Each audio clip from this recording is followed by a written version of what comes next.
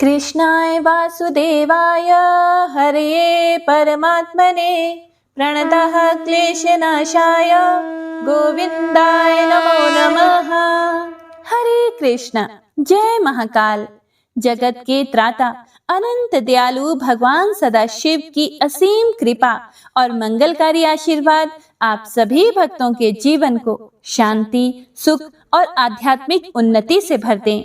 हे प्रिय भक्तों, फाल्गुन मास की इस पावन भक्ति यात्रा में आज हम फाल्गुन मास महात्म्य के 25वें दिव्य अध्याय का श्रद्धा, प्रेम और पूर्ण विश्वास के साथ आरंभ कर रहे हैं। यह अध्याय हमें यह अनुभव कराता है कि जब साधना निरंतर होती है तो मन के संशय धीरे धीरे समाप्त होने लगते हैं और भीतर अद्भुत शांति का उदय होता है। 25वां अध्याय अंतर की जागृति का संदेश देता है कि सच्ची भक्ति हमें बाहरी संसार से भागना नहीं बल्कि जीवन को और अधिक पवित्र दृष्टि से जीना सिखाती है। तो आइए भक्तों, अपने मन को शांत करें, श्वास को स्थिर करें और हृदय में महादेव का स्मरण करते हुए इस पुण्यदायक कथा का श्रवण करें ताकि उनकी कृपा से हमारा जीवन शिवमय, मंगलमय और आनंदमय बन जाए। तो प्रेम से बोलिए हर हर महादेव। जय श्री गणेश। शौनक जी बोले, हे सूत जी, जो परमानंद हैं, जिनकी लीलाएं अनंत हैं और जो सर्वेश्वर अर्थात सबके ईश्वर हैं, जो देवी गौरी के प्रियतम तथा कार्तिकेय व विघ्न विनाशक गणेश जी के जन्मदाता हैं, उन आदि देव भगवान शिव की हमें वंदना करनी चाहिए। हे सूत जी महाराज, आप मुझे भगवान शिव के उन अवतारों के बारे में बताइए जिनमें सज्जनों का कल्याण शिव जी द्वारा किया गया है। श्री सूत जी महाराज बोले, हे शौनक जी, यही बात पूर्व में सनत कुमार जी ने परम शिव भक्त नंदीश्वर से पूछी थी। तब नंदीश्वर ने भगवान शिव के चरणों का स्मरण करते हुए कहा था कि हे मुने, भगवान शिव तो सर्वव्यापक हैं और उनके असंख्य अवतार हैं। श्वेत लोहित नामक 19वें कल्प में शिव जी का सद्योजात नामक अवतार हुआ है। यही शिव जी का प्रथम अवतार कहा जाता है। उस कल्प में परम ब्रह्म का ध्यान करते हुए ब्रह्मा जी की शिखा से श्वेत लोहित कुमार उत्पन्न हुए। तब सद्योजात को शिव अवतार जानकर ब्रह्मा जी प्रसन्नता पूर्वक उनका बार बार चिंतन करने लगे। ब्रह्मा जी के चिंतन से परम ब्रह्म स्वरूपी 4 यशस्वी ज्ञान संपन्न कुमार उत्पन्न हुए। उनके नाम सुनंद, नंदन, विश्वनंदन और उपनंदन थे। तब सद्योजात भगवान शिव ने ब्रह्मा जी को परम ज्ञान प्रदान किया तथा इस सृष्टि को उत्पन्न करने की शक्ति उन्हें प्रदान की। उसके बाद रक्त नामक 20वां कल्प आया। इसमें ब्रह्मा जी का शरीर रक्त वर्ण हो गया। इस प्रकार ध्यान करते हुए उनके मन में अचानक पुत्र प्राप्ति का विचार आया। उसी समय उन्हें एक पुत्र प्राप्त हुआ। उसने लाल रंग के कपड़े पहन रखे थे तथा उसके सभी आभूषण और आंखें भी लाल ही थी। तब उस पुत्र को भगवान शिव का दिया हुआ प्रसाद जानकर ब्रह्मा जी बड़े प्रसन्न हुए। उन्होंने भगवान शिव की स्तुति करना आरंभ कर दी। उस लाल वस्त्रधारी के वीरज, विवाह, विशाख और विश्वभान नाम के 4 पुत्र हुए। उसके बाद वामदेव भगवान शिव ने ब्रह्मा जी को सृष्टि की रचना करने की आज्ञा प्रदान की। इसके बाद 21वां कल्प आया जिसमें ब्रह्मा जी ने पीले वस्त्र धारण किए। पुत्र कामना का ध्यान करते हुए ब्रह्मा जी को एक महान तेजस्वी दीर्घ भुजाओं वाला पुत्र प्राप्त हुआ। उस पुत्र को ब्रह्मा जी ने अपनी बुद्धि से तत्पुरुष शिव समझा। तब उन्होंने गायत्री का जाप आरंभ किया। देवी गायत्री एवं शिव कृपा से उस पीत वस्त्रधारी दिव्य कुमार के अनेकों पुत्र हुए। हे प्रिय भक्तों, इसके पश्चात शिव नामक कल्प हुआ। इससे ब्रह्मा जी को हजारों वर्षों के बाद एक दिव्य कुमार की प्राप्ति हुई। वह बालक काले रंग का था। उसने काले कपड़े, काली पगड़ी और सभी वस्तुएं काले रंग की ही धारण कर रखी थी। तब इस अघोर तथा घोर पराक्रमी कृष्ण एवं अद्भुत देवेश को देखकर ब्रह्मा जी ने प्रणाम किया। फिर ब्रह्मा जी उनकी स्तुति करने लगे। उस कृष्ण वर्णी कुमार के कृष्ण, कृष्णशिख, कृष्णास्य और कृष्ण कंठधारी नामक 4 पुत्र उत्पन्न हुए। ये सभी तेजस्वी और शिव स्वरूप ही थे। इन्होंने ही ब्रह्मा जी द्वारा रची जा रही सृष्टि का विस्तार करने के लिए घोर नामक योग का प्रचार किया। तत्पश्चात परम अद्भुत विश्व रूप नामक कल्प हुआ, जिसमें ब्रह्मा जी पुत्र की कामना से ध्यान मग्न थे। तभी उनके चिंतन से सिंहनाद करने वाली विश्व रूपा सरस्वती प्रकट हुई। साथ ही परमेश्वर के 5वें अवतार भगवान ईशान भी प्रकट हुए, जिनका रंग स्फटिक के समान उज्जवल था और उन्होंने अनेक प्रकार के सुंदर रत्न आभूषण धारण किए हुए थे। तब उन ईशान के जटी, मुंडी, शिखंडी और अर्धमुंड नामक 4 पुत्र हुए। इन बालकों ने भी योग का मार्ग अपना लिया। इस प्रकार मैंने जगत की हित कामना से भगवान शिव के सद्योजात नामक अवतार एवं शिव जी के ईशान, पुरुष, घोर, वामदेव और ब्रह्म नामक 5 मूर्तियों के बारे में बताया। जो मनुष्य श्रद्धा भाव से भगवान शिव के इस अवतार को सुनता या पढ़ता है, वह इस संसार में सुख भोग कर परम गति को प्राप्त होता है। हे प्रिय भक्तों, आगे नंदीश्वर बोले, हे महामुने, अभी मैंने आपको भगवान शिव के श्रेष्ठ अवतारों के बारे में बताया, जो सुखदाता और परम कल्याणकारी हैं। अब मैं आपको देवादिदेव महादेव जी की 8 मूर्तियों के विषय में बताता हूँ। मुने, इस विश्व में भगवान शिव की प्रसिद्ध 8 मूर्तियां निम्न हैं: शर्व, भव, रुद्र, उग्र, भीम, पशुपति, ईशान और महादेव। ये 8 मूर्तियां सूत्र में मणियों की तरह पिरोई गई हैं। भगवान शिव की ये 8 मूर्तियां पृथ्वी, जल, अग्नि, वायु, आकाश, क्षेत्रज्ञ, सूर्य और चंद्रमा में अधिष्ठित हैं। शास्त्रों के अनुसार भगवान शिव का विश्वंभर रूप इस चराचर जगत को धारण करने वाला है। उन्हीं का भव रूप सलीलात्मक एवं समस्त जगत को जीवन प्रदान करने वाला है और संसार का पालन करता है एवं उसे चलाता है। यही तीसरी मूर्ति का उग्र रूप है। महादेव जी के आकाशात्मक रूप को भीम कहते हैं, जिससे राज समुदाय का भेदन होता है। भक्त वत्सल भगवान शिव का पशुपति रूप आत्माओं का अधिष्ठान करने वाला, संपूर्ण क्षेत्र में निवास करने वाला है। यही पशु एवं जीवों के पाश को काटने वाला है। महादेव जी का इस संसार को प्रकाशित करने वाला सूर्य रूप ईशान है और यही आकाश में फैला हुआ है। भगवान शिव का अमृतमयी रश्मियों वाला तथा संसार को तृप्त करने वाला रूप महादेव के नाम से पुकारा जाता है। आत्मा देवादिदेव भगवान शिव का 8वां मूर्ति रूप है और अन्य मूर्तियों की व्यापिका है। भगवान शिव के इस अष्टमूर्ति स्वरूप के कारण ही पूरा संसार शिवमय है। जिस प्रकार पौधे को पानी से सींचने से शाखाएं एवं फूल पुष्पित होते हैं, उसी प्रकार शिव स्वरूप से यह विश्व परिपुष्ट होता है। जिस प्रकार पिता पुत्र को देखकर हर्षित होता है, उसी प्रकार इस जगत के पिता भगवान शिव भी अपने भक्तों को हर्षित और प्रसन्न देखकर संतुष्ट होते हैं और उन्हें आनंद की प्राप्ति होती है। इसीलिए हमें सदैव भक्ति भाव से उनकी प्रसन्नता हेतु कार्य करना चाहिए। नंदीश्वर बोले कि जब ब्रह्मा जी द्वारा रची हुई इस सृष्टि का विस्तार नहीं हुआ, तब वे बड़े चिंतित होकर विस्तार के उपायों के विषय में सोचने लगे। ब्रह्मा जी ने विचार किया कि यदि कोई इस संबंध में मेरी मदद कर सकता है, तो वे सिर्फ भगवान शिव हैं। तब अपने आराध्य देव भगवान शिव को प्रसन्न करने हेतु उन्होंने शिव शिवा के संयुक्त रूप की आराधना करनी शुरू कर दी। उनकी स्तुति से प्रसन्न होकर भगवान शिव उनके सामने प्रकट हुए और भगवान शिव बोले, हे ब्रह्मदेव, कहो क्या चाहते हो? अपने मनोरथ के विषय में बताओ, ताकि मैं उसे पूरा करने में तुम्हारी मदद कर सकूं। भगवान शिव के इस प्रकार के वचन सुनकर ब्रह्मा जी ने अपने दोनों हाथ जोड़कर भगवान शिव की स्तुति की और बोले, हे देवाधिदेव महादेव, हे शिव शंकर, आप तो अपने भक्तों के रक्षक हैं। आप उनके समस्त दुखों को दूर करके उनको अभीष्ट फल प्रदान करते हैं। भगवान, आपकी आज्ञा के अनुसार मैंने सृष्टि की रचना की है, परंतु हे भगवान, मेरे द्वारा रची गई सृष्टि का विस्तार नहीं हो रहा है। यदि यह कार्य इसी तरह होता रहा तो कभी भी सृष्टि में वृद्धि नहीं हो पाएगी।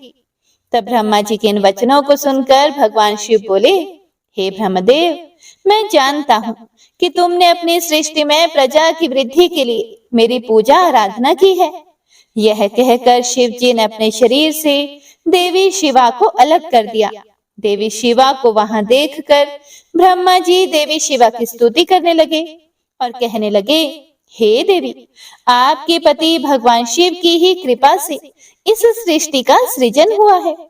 भगवान शिव बोले, हे ब्रह्मा जी, मैंने आपके मनोरथ को पूर्ण करने के लिए ही देवी शिवा को प्रकट किया है।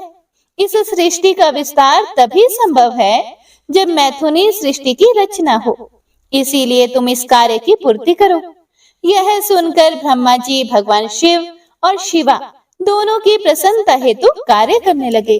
ब्रह्मा जी बोले, हे देवी, सृष्टि के आरंभ में आपके पति देवाधिदेव भगवान शिव ने ही मेरी रचना की थी और मुझे सृष्टि की रचना करने का आदेश दिया था, जिसके फल स्वरूप मैंने अनेक पुरुषों की रचना की, परंतु इतना करने पर भी उनकी वृद्धि संभव नहीं हो सकी। इसीलिए हे माते, मैं अपनी प्रजा की वृद्धि के लिए आपकी शरण में आया हूँ। प्रजा वृद्धि तभी संभव है जब सृष्टि का निर्माण कार्य अर्थात वृद्धि स्त्री पुरुष के समागम से हो, परंतु अभी तक मैं नारी को प्रकट नहीं कर पाया हूँ। हे शिवे, आप मुझे नारी की सृष्टि करने की शक्ति प्रदान करें। हे सर्वेश्वरी, हे जगत जननी, मेरे कार्य की सिद्धि हेतु आप मेरे पुत्र दक्ष की पुत्री के रूप में जन्म लीजिए। ब्रह्मा जी की प्रार्थना को मानते हुए देवी जगदम्बा ने दक्ष की पुत्री होना स्वीकार कर लिया। ऐसा कहकर देवी शिवा ने भगवान शिव के शरीर में प्रवेश कर लिया। उसके बाद शिव शिवा वहां से अंतर्ध्यान हो गए।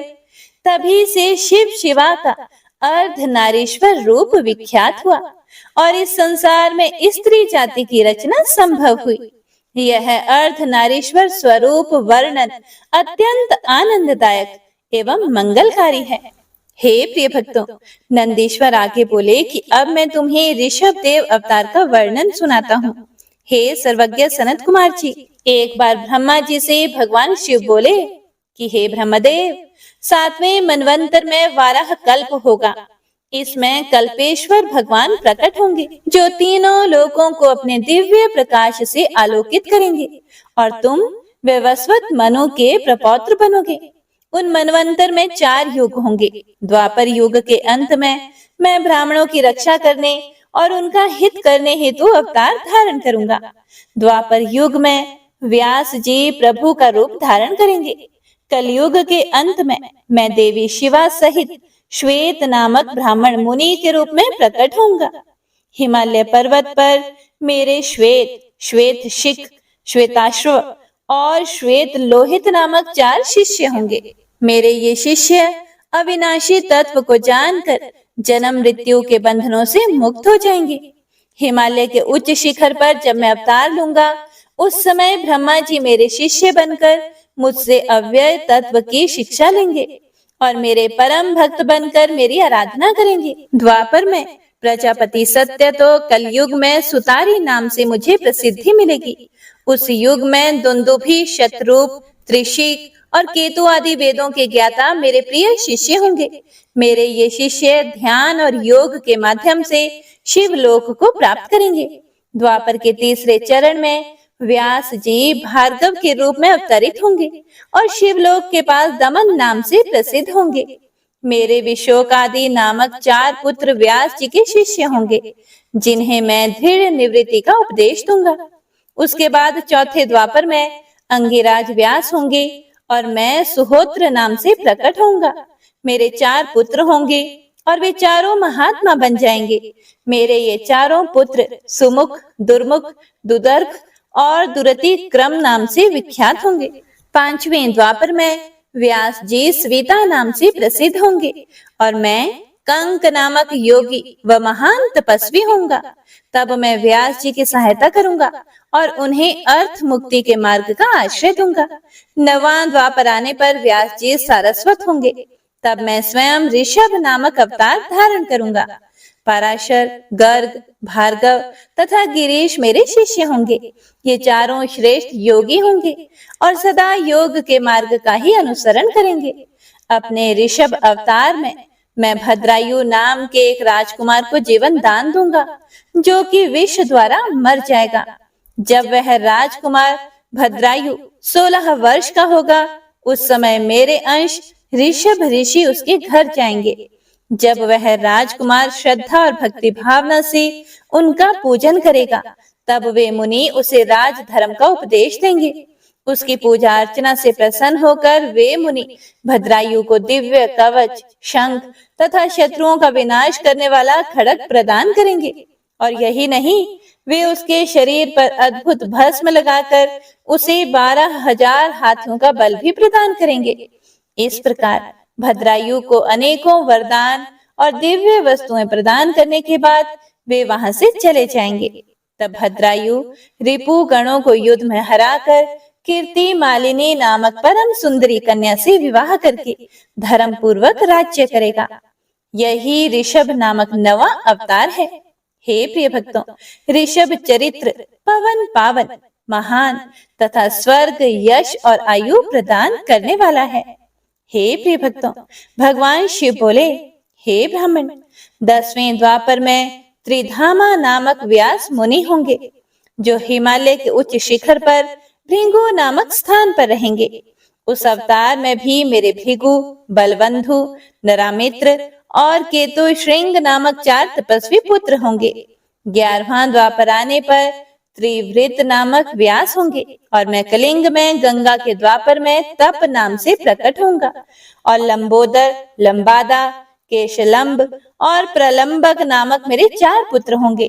ये चारों दृढ़वर्ती होंगे। उसके बाद 12वां द्वापर आएगा। इसमें शततेजा मुनि व्यास होंगे और मैं अत्रि नामक अवतार धारण करूंगा। उस समय सर्वज्ञ, समबुद्धि, साध्य और शर्व नाम के मेरे 4 पुत्र होंगे। ये महायोगी होंगे और निवृत्ति के मार्ग का अनुसरण करेंगे। 13वें द्वापर में व्यास धर्म स्वरूप नारायण होंगे और मैं गंधमादन पर्वत पर बालखिल्य आश्रम में जन्म लेकर महामुनि बलि के नाम से जाना जाऊंगा। तब सुधामा, कश्यप, वशिष्ठ और विरजा मेरे पुत्र होंगे। वहीं 14वें द्वापर युग में व्यास जी दक्ष बनकर और मैं गौतम के रूप में अवतरित होऊंगा। 15वां द्वापर आने पर मैं हिमालय के वेद शीर्ष नामक पर्वत पर सरस्वती नदी के उत्तरी तट पर वेद शिरा का रूप धारण करूंगा। 16वां द्वापर युग आने पर व्यास जी देव नाम धारण करेंगे और मैं गोकर्ण नामक वन में गोकर्ण बनकर जन्म लूंगा।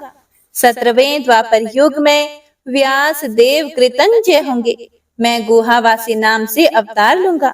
18वां द्वापर आने पर मैं शिखंडी पर्वत पर, जहाँ शिखंडी वन है, वहाँ शिखंडी नाम से अवतरित होऊंगा। 19वें द्वापर युग में महामुनि भारद्वाज व्यास होंगे और मैं माली नाम से हिमालय के शिखर पर जन्म लूंगा। 20वां द्वापर आने पर व्यास जी, गौतम और मैं अठास नाम से अवतार धारण करेंगे। 21वें द्वापर युग में मैं दारुक नाम से पैदा होऊंगा और मेरे नाम से उस स्थान का नाम दारू वर्ण हो जाएगा।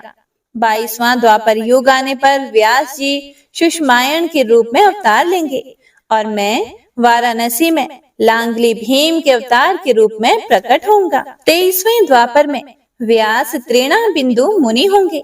तब मैं कालिंजर नामक पर्वत पर श्वेत नाम से उत्पन्न होऊंगा। 24वें द्वापर में यक्ष व्यास होंगे। तब मैं शूली नामक महायोगी के रूप में जन्म लूंगा। जब 25वां द्वापर युग आएगा, उस समय शक्ति नाम से व्यास अवतार धारण करेंगे और मैं मुंडेश्वर नाम से प्रकट होऊंगा। 26वें द्वापर में पराशर व्यास होंगे और मैं भद्रवट नगर में सहिष्णु के रूप में अवतरित होऊंगा। 27वां द्वापर आने पर मैं सोम शर्मा नाम से प्रभास नामक तीर्थ में अवतार धारण करूंगा। उस समय व्यास जी जातुकर्ण्य नाम से प्रसिद्ध होंगे। 28वें द्वापर युग में भगवान श्री हरि विष्णु पराशर के पुत्र के रूप में जन्म लेंगे और उनका नाम द्विपायन व्यास होगा। उस समय श्री कृष्ण अपने छठे अंश से वसुदेव के पुत्र के रूप में जन्म लेकर वासुदेव नाम से जगत प्रसिद्ध होंगे। तब मैं लकुली के नाम से प्रकट होऊंगा। हे प्रिय भक्तों, इस प्रकार देवादिदेव भगवान शिव ने मनवंतर के चतुर्युगियों के योगेश्वतारों का वर्णन किया। इन 28 योगेश्वतारों में उनके 4 परम प्रिय शिष्य होंगे, जो शरीर पर भस्म और मस्तक पर त्रिपुंड, गले में रुद्राक्ष की माला धारण किए होंगे। ये शिष्य विद्वान और भक्त होंगे। सनत कुमार जी ने पूछा कि हे प्रभु, आप महादेव जी के अंश से उत्पन्न होकर भगवान शिव को कैसे प्राप्त हुए? कृपा कर मुझे इस उत्तम कथा का वर्णन भी सुनाइए। नंदीश्वर बोले, हे ब्रह्मपुत्र सनत कुमार जी, शिलाद नामक एक धर्मात्मा मुनि थे। एक बार जल पुत्र की कामना से शिलादी ऋषि इंद्र की तपस्या और उनका ध्यान करने लगे। तब देवराज इंद्र ने प्रकट होकर उनसे कहा कि मैं आपकी इच्छा को पूरा करने में असमर्थ हूँ, इसीलिए आप परम पिता परमेश्वर भक्तवत्सल भगवान शिव की स्तुति करो, वे ही आपकी इच्छा पूरी करने में सक्षम हैं। यह सुनकर शिलाद प्रसन्न होकर पूर्ण भक्ति भावना और श्रद्धा पूर्वक देवाधिदेव भगवान शिव की तपस्या करने लगा। शिलाद की कठोर तपस्या से प्रसन्न होकर भगवान शिव ने उसे साक्षात दर्शन दिए और बोले, हे शिलाद, ब्रह्मा जी, श्री हरि विष्णु सहित सभी देवताओं और ऋषि मुनियों ने मेरे अवतार धारण करने के लिए मेरी तपस्या की और मुझे सभी इस पूरे संसार का पिता मानते हैं। फिर भी मैं आपको अपना पिता बनने का वरदान देता हूँ। मैं आपका अयोनिज पुत्र बनकर जन्म लूंगा और मेरा नाम नंदी होगा। ऐसा कहकर भगवान शिव वहां से अंतर्ध्यान हो गए। उसके बाद शिलाद भगवान शिव की जय जयकार करते हुए अपने आश्रम में चले गए। वहां उन्होंने सभी को यह बात बताई। नंदीश्वर आगे बोले कि कुछ समय के बाद मेरे पिता शिलाद यज्ञ भूमि को सही कर रहे थे कि उसी समय मैं भगवान शिव की आज्ञा से उनके शरीर से उत्पन्न हुआ। तब चारों ओर प्रसन्नता छा गई। जब मेरे पिता शिलाद ने मेरे बाल रूप को देखा, जो सूर्य और अग्नि के समान तेज, प्रभावशाली और प्रकाशमान था, हाथ में त्रिशूल एवं सिर पर जटाजूट धारण किए था, तो मेरा रूप देखकर वे आनंद से झूम उठे। शिलाद बोले, हे सुरेश्वर, आपने मुझे बहुत आनंद दिया है, इसी कारण मैं आपका नाम नंदी रखता हूँ। तब मेरे पिता अत्यंत प्रसन्न होकर भगवान शिव की स्तुति करने लगे। उसके बाद वे अपनी कुटिया में चले गए। उस कुटिया में जाकर मैंने अपने इस रूप का त्याग कर दिया और साधारण बालक की भांति रहने लगा। तब मेरे पिता शिलाद ने मेरे नामकरण आदि संस्कार पूरे किए। 5 वर्ष का होने पर मुझे संपूर्ण वेदों का अध्ययन कराया गया। जब मैं 7 वर्ष का हुआ तो देवादिदेव भगवान शिव की आज्ञा से मित्र और वरुण नामक मुनि मुझे देखने मेरे आश्रम में आए। मेरे पिता शिलाद ने उन दोनों को उत्तम आसन पर बिठाया और उनकी बहुत आवभगत की। तब वे दोनों मुझे बार बार निहारने लगे और कुछ देर के बाद वे मेरे पिता से बोले कि हे तात, तुम्हारा यह पुत्र इतनी छोटी आयु में ही सभी शास्त्रों का ज्ञाता हो गया है, लेकिन इसकी आयु तो बहुत कम है। इसके जीवन का तो मात्र 1 वर्ष ही शेष रह गया है। तब उन दोनों की बात सुनकर मेरे पिता शिलाद अत्यंत दुख से भर गए और विलाप करने लगे, जोर जोर से रोने लगे। अपने पिता को इस प्रकार दुखी देखकर नंदीश्वर ने उनसे प्रश्न किया। नंदीश्वर पूछने लगे कि हे पिताश्री, आप किस कारण से इतना दुखी हो रहे हैं? तब पिता शिलाद ने मुझे मेरी अल्प आयु के विषय में बताया। तब मैं अपने पिता से बोला, हे पिताजी, आप इस प्रकार दुखी ना हो। मुझे देवता, दानव, यक्ष, गंधर्व, काल, यमराज या कोई भी मनुष्य नहीं मार सकता। मेरी अल्प आयु में मृत्यु नहीं होगी। मेरे इस प्रकार के वचनों को सुनकर मेरे पिता शिलाद ने पूछा कि पुत्र, तुमने ऐसा कौन सा तप किया है या तुम्हें ऐसी कौन सी शक्ति प्राप्त हो गई है जो तुम ऐसा कह रहे हो? तब मैंने कहा कि पिताजी, मैं भगवान शिव की आराधना और स्तुति से ही मृत्यु को दूर भगा दूंगा, आप चिंता ना करें। ऐसा कहकर नंदी ने पिता शिलाद को प्रणाम किया और स्वयं वन की ओर चला गया। नंदीश्वर बोले, हे महामुने, मैंने वन में जाकर घोर तपस्या करना शुरू कर दिया। मैं स्वच्छ मन और श्रद्धा भाव से भगवान शिव के 3 नेत्र, 10 भुजा तथा 5 मुख वाले रूप का ध्यान करते हुए मंत्र का जाप करने लगा। मेरी दुष्कर तपस्या से अभिभूत होकर भगवान शिव प्रसन्न हो गए। तब भगवान शिव ने देवी पार्वती सहित मुझे दर्शन दिए। भगवान शिव बोले, हे शिलाद पुत्र नंदी, मैं तुम्हारी इस तपस्या से बहुत प्रसन्न हुआ हूँ। तुम जो चाहो मनोवांछित वर मांग सकते हो। तुम्हारी इच्छा मैं अवश्य ही पूरी करूंगा। देवादिदेव भगवान शिव के ये वचन सुनकर मैं उनके चरणों में गिर पड़ा और पुनः उनकी स्तुति करने लगा। तब भगवान शिव ने अपने हाथों से मुझे ऊपर उठाया और बोले, हे वत्स नंदी, मेरे होते हुए भला तुम्हें मृत्यु भय कैसा? तुम अजर अमर हो और सदा मेरे गणनायक बनकर रहोगे। मेरा प्रेम तुम पर सदा बना रहेगा और तुम मृत्यु को कभी प्राप्त नहीं होंगे। तुम्हारे घर पधारे वे दोनों मुनि मैंने ही भेजे थे, इसीलिए अब तुम अपने शोक और चिंताओं को त्याग दो। यह कहकर भगवान शिव ने कमल के फूलों की माला अपने गले में से उतारकर मेरे गले में डाल दी। माला मेरे गले में पड़ते ही मेरे 3 नेत्र और 10 भुजाएं हो गई।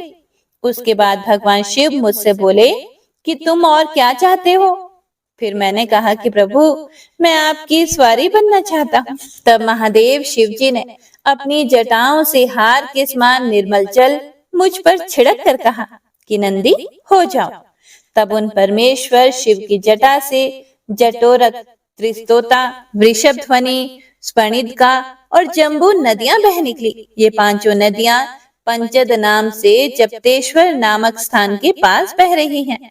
जो मनुष्य इन 5 नद नामक नदियों पर जाकर प्रसन्न मन से भगवान शिव की उपासना करता है, उसे परम मोक्ष की प्राप्ति होती है।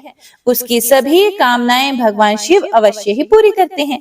भगवान शिव ने देवी पार्वती से कहा कि देवी, मैं नंदी को अपने गणों का अधिपति बनाना चाहता हूँ। शिव जी के वचन सुनकर देवी पार्वती बोली कि हे प्रभु, मैं नंदी को अपना पुत्र मानती हूँ। तब भगवान शिव ने अपने सभी गणों को बुलाकर उनसे कहा कि मैंने नंदी को आप सब गणों का अधिपति बनाया है। भगवान शिव का यह कथन सुनकर सभी गणों ने प्रसन्नता पूर्वक उन्हें अपना स्वामी स्वीकार किया। फिर सब देवताओं और मुनियों ने नंदी का अभिषेक किया। उसके बाद नंदी का विवाह मरुतों की सुंदर दिव्य कन्या सुयशा से संपन्न हुआ। नंदी ने सपत्नीक परमेश्वर शिव को नमस्कार किया। महादेव जी ने नंदी को ऐश्वर्य संपन्न, महायोगी, महान धनुर्धारी, अजय और महाबली होने का आशीर्वाद प्रदान किया। देवी पार्वती ने प्रसन्नता पूर्वक नंदी से मनोवांछित फल मांगने के लिए कहा। फिर नंदी बोला कि हे माते, मेरी सदैव आपके चरणों में भक्ति बनी रहे। यह सुनकर देवी पार्वती ने उसकी इच्छा पूर्ण कर दी। उसके बाद सब देवताओं ने भी हर्षित मन से मुझे अनेक वरदान प्रदान किए। तब भगवान शिव से आज्ञा लेकर सब उनका गुणगान करते हुए अपने स्थान को चले गए। हे महामुने, नंदीश्वर के अवतार का वर्णन शिव भक्ति बढ़ाने वाला और आनंददायक है। इसे पढ़ने अथवा सुनने से सभी सुखों की प्राप्ति होती है। नंदीश्वर बोले, हे सनत कुमार जी, अब भैरव अवतार की कथा सुनिए। भगवान शिव के परम रूप भैरव जी हैं। एक समय की बात है, ब्रह्मा जी सुमेरु पर्वत पर बैठकर ध्यान में मगन थे।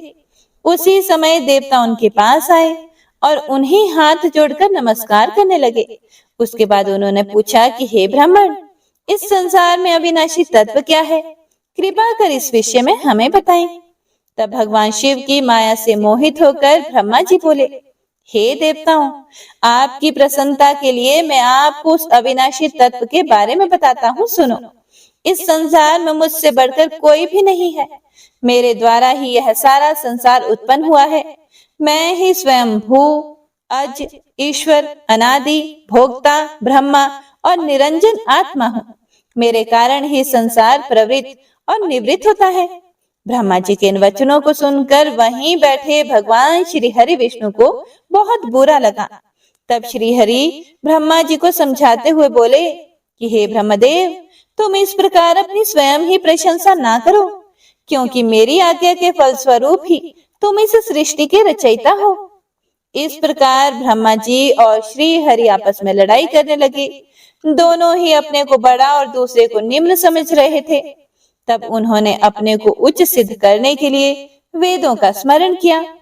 फलस्वरूप चारों वेद वहां उपस्थित हो गए। जब ब्रह्मा जी और श्री हरि विष्णु ने उन चारों वेदों से अपनी श्रेष्ठता के संबंध में पूछा, तब सर्वप्रथम ऋग्वेद भगवान शिव का स्मरण करते हुए बोले, हे ब्रह्मदेव, हे श्री हरि विष्णु, जिसके भीतर समस्त भूत निहित है तथा जिसके द्वारा सब कुछ प्रवृत्त होता है, जिन्हें इस संसार में परम तत्व कहा जाता है, वह एक भगवान शिव ही है। तब यजुर्वेद बोले कि उन परमेश्वर भगवान शिव की कृपा से ही वेदों की प्रमाणिकता भी सिद्ध होती है। उन्हीं भगवान शिव शंकर को संपूर्ण यज्ञों तथा योग में स्मरण किया जाता है। उसके बाद सामवेद बोले कि जो समस्त संसार के लोगों को भरमाता है और जिसकी खोज में सदा ऋषि मुनि लगे रहते हैं, जिनकी कांति से सारा विश्व प्रकाशमान होता है, वह त्र्यंबक महादेव जी हैं। इस पर अथर्व बोल उठे, भक्ति से साक्षात्कार कराने वाले तथा समस्त दुखों का नाश करने वाले एकमात्र देव भगवान शिव ही हैं। वेदों द्वारा कहे गए इन वचनों को सुनकर ब्रह्मा और विष्णु बोले, हे वेदों, तुम्हारे वचनों से सिर्फ तुम्हारी अज्ञानता ही झलकती है। भगवान शिव तो सदा नंगे रहते हैं, अपने शरीर पर भस्म धारण करते हैं। उनके सिर पर जटाजूट और गले में रुद्राक्ष है। वे सर्पों को भी धारण करते हैं। भला शिव को परम तत्व कैसे कहा जा सकता है? उन्हें परम ब्रह्म किस प्रकार माना जा सकता है? ब्रह्मा जी और श्री हरि विष्णु के इन वचनों को सुनकर हर जगह मूर्त और अमूर्त रूप में विद्यमान रहने वाले ओमकार बोले कि भगवान शिव शक्तिधारी हैं, वही परमेश्वर हैं तथा सबका कल्याण करने वाले हैं। वे महान लीलाधारी हैं और इस संसार में सब कुछ उनकी आज्ञा से ही होता है। ओमकार की बातें सुनकर भी ब्रह्मा जी और विष्णु जी की बुद्धि में ये बातें नहीं आई और वे इसी प्रकार आपस में लड़ते रहे। उनका विवाद खत्म होने का नाम ही नहीं ले रहा था। तभी उन दोनों के बीच में एक विशाल ज्योति प्रकट हो गई। इस विशाल ज्योति का ना तो आरंभ था और ना ही कोई अंत था। उस अग्नि की ज्वाला से ब्रह्मा जी का पांचवा मुख जलने लगा। उसी समय कल्याणकारी भगवान शिव वहां प्रकट हो गए। ब्रह्मा जी शिव जी से बोले, हे पुत्र, तुम मेरी शरण में आओ, मैं तुम्हारी रक्षा करूंगा। तुम मेरे सिर से ही प्रकट हुए हो। तुमने प्रकट होकर रोना आरंभ कर दिया था, इसी कारण मैंने तुम्हारा नाम रुद्र रखा था। ब्रह्मा जी के इस प्रकार के वचनों को सुनकर सर्वेश्वर भगवान शिव को भी क्रोध आ गया। उनके क्रोध से तत्काल ही एक पुरुष उत्पन्न हो गया। उसका नाम भैरव था। भगवान शिव ने उस पुरुष को आदेश देते हुए कहा, हे कालराज, तुम साक्षात काल के समान हो, इसीलिए आज से तुम जगत में काल भैरव के नाम से विख्यात होंगे। तुम ब्रह्मा पर शासन करो और उनके गर्व को नष्ट करो तथा इस संसार का पालन करो। आज से मैं तुम्हें काशीपुरी का आधिपत्य प्रदान करता हूँ। वहां के पापियों को दंड देना तुम्हारा ही कार्य होगा। वहां के मनुष्यों द्वारा किए गए अच्छे बुरे कर्मों का लेखा चित्रगुप्त स्वयं लिखेंगे।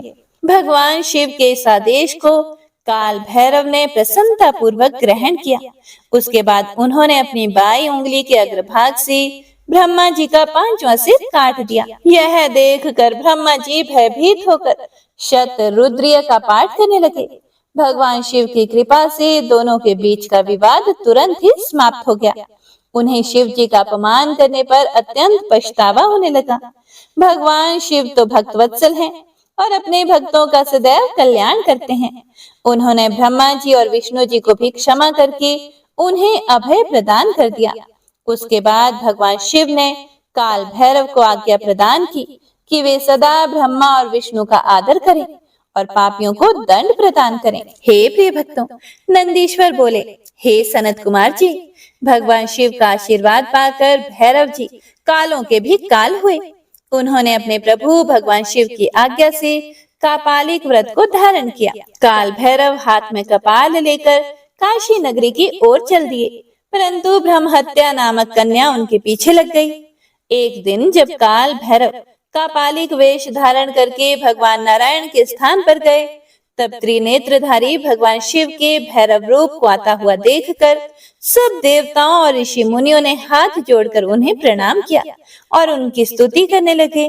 भगवान विष्णु ने अपनी प्रिया देवी लक्ष्मी से कहा, हे देवी, आज हम दोनों धन्य हो गए जो हमने भगवान शिव के काल भैरव रूप का दर्शन किया। इन्हीं ने इस पृथ्वी को धारण कर रखा है।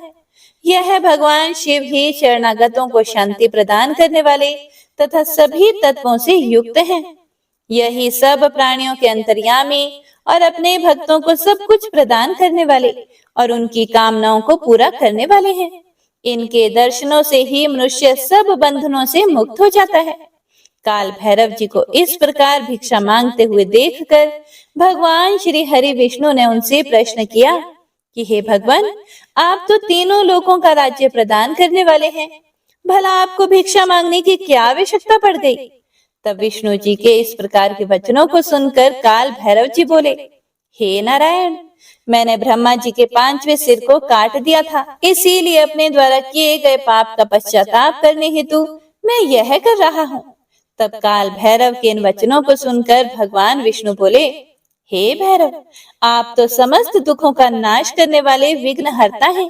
आप सदा ही लीलाएं करते रहते हैं। तब देवी ने भिक्षा के रूप में मनोरथी नाम की विद्या भैरव जी के भिक्षा पात्र में डाल दी। भिक्षा प्राप्त करके भैरव जी अन्य स्थान की ओर चल दिए। तभी विष्णु जी ने भैरव जी के पीछे जाती हुई ब्रह्म हत्या को देखा और उससे कहा कि वह शिव जी का पीछा छोड़ दे। परंतु ब्रह्म हत्या ने कहा कि इस बहाने ही मैं शिव जी की सेवा करती हूँ। यह कहकर ब्रह्म हत्या फिर भैरव जी का पीछा करते हुए काशी नगरी के पास आ गई। वहां पहुंचते ही ब्रह्म हत्या पाताल में समा गई और ब्रह्मा जी का सिर भैरव जी के हाथ से छूटकर पृथ्वी पर गिर पड़ा। जिस स्थान पर काल भैरव जी के हाथ से ब्रह्मा जी का 5वां सिर गिरा था, वह स्थान कपाल मोचन तीर्थ के रूप में प्रसिद्ध हो गया। जब तक भैरव जी पूरी पृथ्वी का भ्रमण करके काशी नहीं पहुंचे, उनके हाथ में ब्रह्मा जी का सिर चिपका रहा और काशी पहुंचते ही वह छूट गया। इसीलिए काशी नगरी को पाप नाशिनी माना जाता है और यह सत्पुरुषों द्वारा सदा सेवनीय है। जो मनुष्य शुद्ध हृदय से कपाल मोचन भैरव जी का स्मरण करता है, उसके जन्म जन्मांतरों के पाप नष्ट हो जाते हैं। कपाल मोचन तीर्थ में जाकर विधि पूर्वक पिंडदान और देव पितृ तर्पण करने से मनुष्य ब्रह्म हत्या के पाप से भी छुटकारा पा लेता है। प्रतिदिन भैरव जी का दर्शन करने से मनुष्य के समस्त पापों का नाश हो जाता है। काशी में रहने वाला जो पुरुष कृष्णाष्टमी के दिन या मंगलवार को भैरव जी के दर्शन करता है, उसके सभी पाप नष्ट हो जाते हैं। हे प्रिय भक्तों, आगे नंदेश्वर बोले कि हे प्रभु, अब मैं आपको नृसिंह लीला वर्णन सुनाता हूँ। शार्दुल नामक भगवान शिव के अवतार के बारे में मैं तुम्हें बताता हूँ। कल्याणकारी भगवान शिव ने एक बार अग्नि के समान जलते हुए शरभ रूप को भी धारण किया था। वैसे तो भगवान शिव अपने भक्तों की रक्षा करने और उनका कल्याण करने हेतु अनेक अवतार धारण करते हैं, जिनकी गणना करना असंभव है। एक बार अपने द्वारपालों जय विजय को दिए गए शाप के कारण वे दोनों दीति पुत्र कश्यप जी के पुत्रों के रूप में उत्पन्न हुए। पहला पुत्र हिरण्यकश्यपु और दूसरा हिरण्याक्ष रूप में विख्यात हुआ। इन दोनों ने घोर तपस्या करके ब्रह्मा जी से वरदान प्राप्त कर लिया और पूरे संसार में उपद्रव करना आरंभ कर दिया। वे किसी से नहीं डरते थे और ऋषि मुनियों और देवताओं के शत्रु बनकर उन्हें सदैव नुकसान पहुंचाते थे। उन्होंने शोणित नगर को अपनी राजधानी बनाया था और तीनों लोकों पर विजय का लक्ष्य बनाकर निरंतर युद्ध में लगे हुए थे। वे बहुत पापी और दुराचारी हो गए थे। इस प्रकार उनके पाप दिन प्रतिदिन बढ़ते ही जा रहे थे। तब ब्रह्मा जी और सब देवताओं ने भगवान श्री हरि विष्णु से प्रार्थना की कि वे उन्हें हिरण्यकश्यपु के अत्याचारों से मुक्त कराएं हिरण्यकश्यपु ने अपने पुत्र प्रहलाद को भी मारने का प्रयत्न किया, क्योंकि प्रहलाद भगवान विष्णु का परम भक्त था और अपने पिता हिरण्यकश्यपु को भी सदा विष्णु जी के शरण में जाने की सलाह देता था। जबकि हिरण्यकश्यपु अपने आगे किसी को कुछ नहीं समझता था। वह स्वयं को भगवान मानता था और अपनी प्रजा से अपनी पूजा करने के लिए कहता था। एक दिन हिरण्यकश्यपु ने प्रहलाद को मार डालने के लिए उसे एक विशाल खंबे पर बांध दिया। भक्त वत्सल भगवान अपने भक्तों को कष्ट में देखकर सदा उनकी रक्षा करने के लिए आते हैं। भगवान विष्णु ने नृसिंह रूप धारण किया, जो कि आधा मनुष्य का था और आधा सिंह का, और उसी खंबे को फाड़कर प्रकट हो गए। उन्होंने देखते ही देखते युद्ध करने आए सभी दैत्यों का संहार कर दिया। उसके बाद हिरण्यकश्यपु को अपनी गोद में लिटाकर अपने नाखूनों से उसका शरीर फाड़ दिया। हिरण्यकश्यपु के मरते ही सब देवता आनंदित हो उठे, परंतु जब नरसिंह रूप धारण किए हुए भगवान विष्णु का क्रोध शांत नहीं हुआ तो सभी चिंतित हो गए। तब अपने आराध्य भगवान विष्णु का क्रोध शांत करने के लिए उनके भक्त प्रहलाद ने उनकी स्तुति की। प्रहलाद की स्तुति से प्रसन्न होकर भगवान श्री हरि विष्णु ने उन्हें गले से लगा लिया, परंतु फिर भी उनके क्रोध की ज्वाला शांत नहीं हुई। तब सब देवता भक्त वत्सल कल्याणकारी भगवान शिव की शरण में गए और उनसे विष्णु के क्रोध को शांत करने की प्रार्थना की। उनकी प्रार्थना सुनकर सर्वेश्वर शिव ने उन्हें कहा, हे देवताओं, आप लोग चिंता का त्याग करके अपने अपने धाम को जाइए।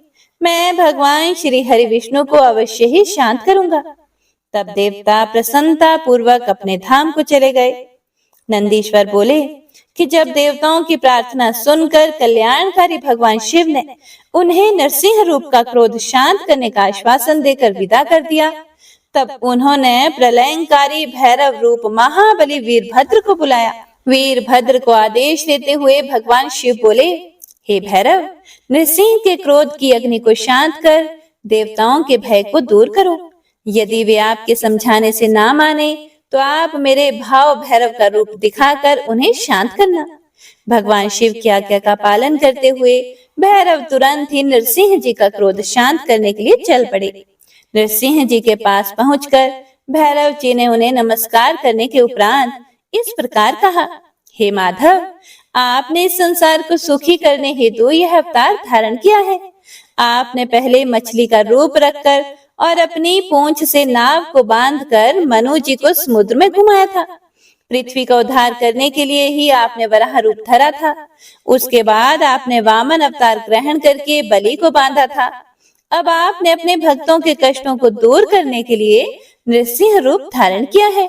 प्रभु, आप ही सबके दुखों का नाश करने वाले हैं। आपने जिस कार्य की सिद्धि हेतु नरसिंह रूप धारण किया था वह कार्य अब पूर्ण हो चुका है।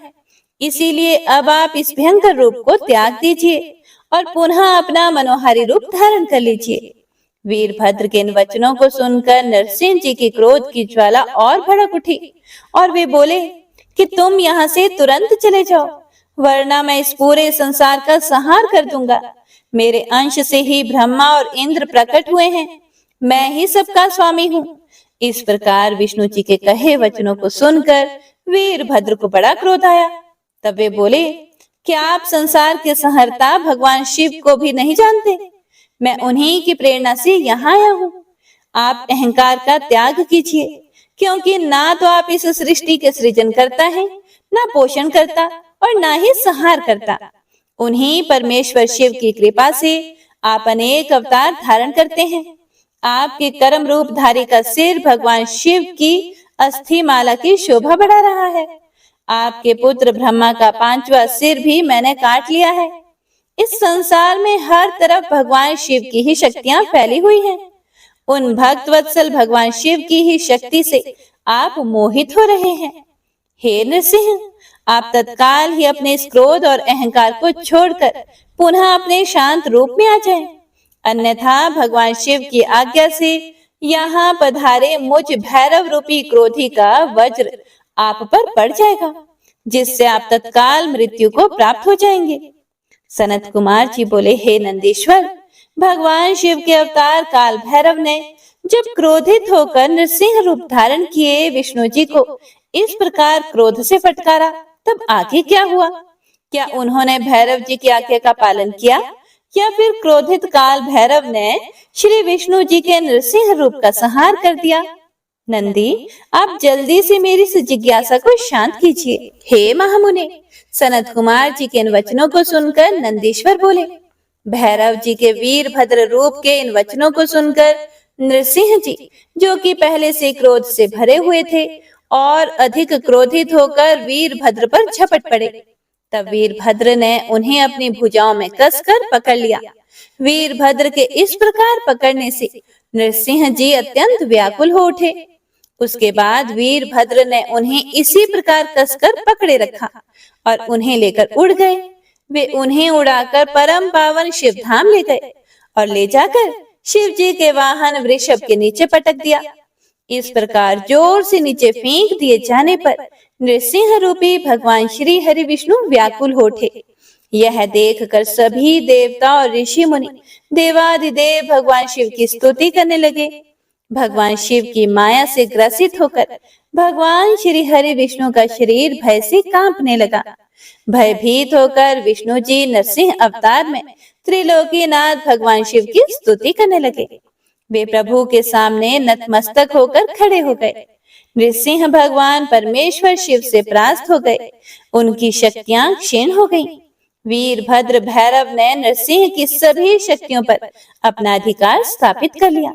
सभी देवता हाथ जोड़कर कल्याणकारी भगवान शिव के यश का गान करने लगे। तब देवताओं द्वारा की गई स्तुति से प्रसन्न होकर महेश्वर शिव बोले, हे देवताओं, अब आपको घबराने अथवा भयभीत होने की कोई आवश्यकता नहीं है।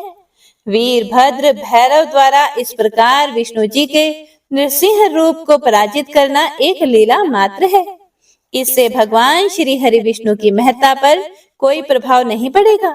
मेरे सभी भक्त मेरे साथ साथ विष्णु जी की भी आराधना किया करेंगे। यह कहकर भगवान शिव नृसिंह जी के शरीर को अपने साथ लेकर कैलाश पर्वत पर चले गए। तब भगवान शिव ने अपनी मुंडमाला में नृसिंह का मुख भी शामिल कर लिया। श्री शिवाय नमस्तुभ्यम। हे प्रिय भक्तों, तो आज की कथा में बस इतना ही। इससे आगे का वृतांत आप सभी भक्तजन अगले अध्याय में जरूर सुनिएगा। तो आइए अब सुनते हैं शिव चालीसा। जय गणेश गिरिजा सुवन, मंगल मूल सुजान, कहत अयोध्या दास तुम, देहु अभय वरदान। जय गिरिजापति दीन दयाला, सदा करत संतन प्रतिपाला। भाल चंद्रमा सोहत नीके, कानन कुंडल नागफनी के। अंग गौर शिर गंग बहाए, मुंड माल तन चार लगाए। वस्त्र खाल बागंबर सोहे, छवि को देखी नागमन मोहे। मैना मातु की हवे दुलारी, बाम अंग सोहत छवि न्यारी। कर त्रिशूल सोहत छवि भारी, करत सदा शत्रुन क्षयकारी। नंदी गणेश सोहे तह कैसे, सागर मध्य कमल है जैसे। कार्तिक श्याम और गण राव, या छवि को कही जात न काओ। देवन जब ही जाए पुकारा, तभी दुख प्रभु आप निवारा। किया उपद्रव तारक भारी, देवन सब मिली तुम ही जुहारी। तुरत छड़ानन आप पठायो, लव निमेष महामारी गिरायो। आप जलंधर असुर सहारा, सुयश तुम्हार विदित संसारा। त्रिपुरासुर सन युद्ध मचाई, सब ही कृपा कर लीन बचाई। किया तप ही भागीरथ भारी, पूरब प्रतिज्ञा तासु पुरारी। दानिन मह तुम सम कोई नाही, सेवक स्तुति करत सदाही। वेद नाम महिमा तब गाई, अकथ अनादि भेद नहीं पाई। प्रकटी उधती मंथन में ज्वाला, जरत सुरासुर भय विहाला। किन्हीं दया तह करी सहाय, नीलकंठ तब नाम कहाई। पूजन रामचंद्र जब किन्हा, जीत के लंका विभीषण दिन्हा। सहस कमल में हो रहे धारी, किन्ह परीक्षा तभी पुरारी। एक कमल प्रभु राखे जोई, कमल नयन पूजन चह सोई। कठिन भक्ति देखी प्रभु शंकर, भय प्रसन्न दिए इच्छित वर। जय जय जय अनंत अविनाशी, करत कृपा सबके घटवासी। दुष्ट सकल नित मोहि सतावे, भ्रमत रहूं मोहि चैन न आवे। त्राहि त्राहि मैं नाथ पुकारो, यही अवसर मोहि आन उबारो। लई त्रिशूल शत्रुन को मारो, संकट से मोहि आन उबारो। मात पिता भ्राता सब होई, संकट में पूछत नहीं कोई। स्वामी एक है आस तुम्हारी, आए हरहु मम संकट भारी। धन निर्धन को देत सदाही, जो कोई जांचे सो फल पाही। अस्तुति के ही विधि करें तुम्हारी, क्षमो नाथ अब चूक हमारी। शंकर हो संकट के नाशन, मंगल कारण विघ्न विनाशन। योगी यति मुनि ध्यान लगावे, शारद नारद शीश नवावे। नमो नमो जय नमः शिवाय, सूर ब्रह्मादिक पार न पाए। जो यह पाठ करे मन लाए, तापर होत है शंभु सहाय। ऋणिया जो कोई हो अधिकारी, पाठ करे सो पावन हारी। पुत्रहीन कर इच्छा जोई, निश्चय शिव प्रसाद ते ही होई।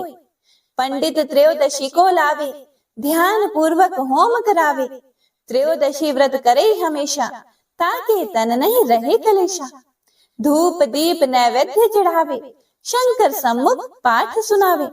जन्म जन्म के पाप नसावे, अंत धाम शिवपुर में पावे। कहे अयोध्या दास आस तुम्हारी, जानी सकल दुख हरहु हमारी। नित नेम कर प्रातः ही, पाठ करो चालीसा। तुम मेरी मनोकामना, पूर्ण करो जगदीश। मगसर छठी हेमंत ऋतु, संवत 64 जान। अस्तुति चालीसा, शिव ही पूर्ण केल कल्याण। ओम नमः शिवाय।